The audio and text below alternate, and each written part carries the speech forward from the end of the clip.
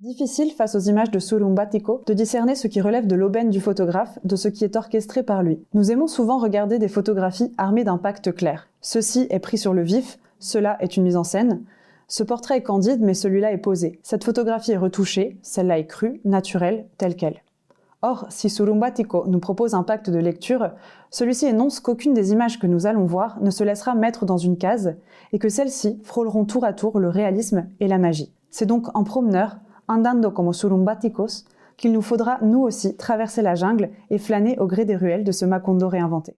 Surumbático, le livre, c'est la fusion de tous ces éléments-là, une série photographique, deux textes, et avec, en écho ou en réminiscence, les citations du roman de Cent ans de solitude, donc la voix de Gabriel García Márquez. Quand j'ai découvert le travail de Luis Coelho, la première fois que j'ai vu ces photographies, je les ai trouvées d'une simplicité assez surprenante.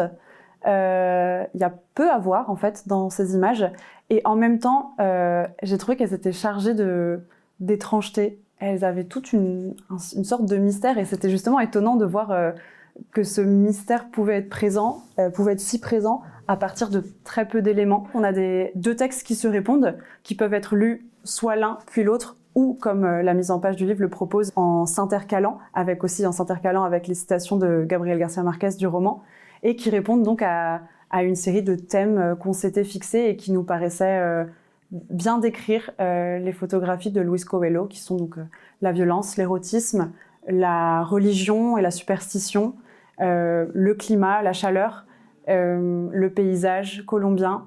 Je voulais que quelqu'un qui n'a peut-être pas l'habitude de lire ce genre de texte hybride entre littérature et photographie puisse aussi faire ce jeu, comme moi je l'avais fait en relisant le roman, d'aller retrouver dans les photographies les références au roman sous forme de petits indices qui se trouvent cachés par Luis dans le roman, et aussi s'imprègne de l'univers, parce que, comme je le disais, le Surumbático, c'est pas une relecture textuelle de Cent ans de solitude, mais c'est une série qui est imprégnée de l'univers et qui crée aussi son propre univers avec ses propres personnages.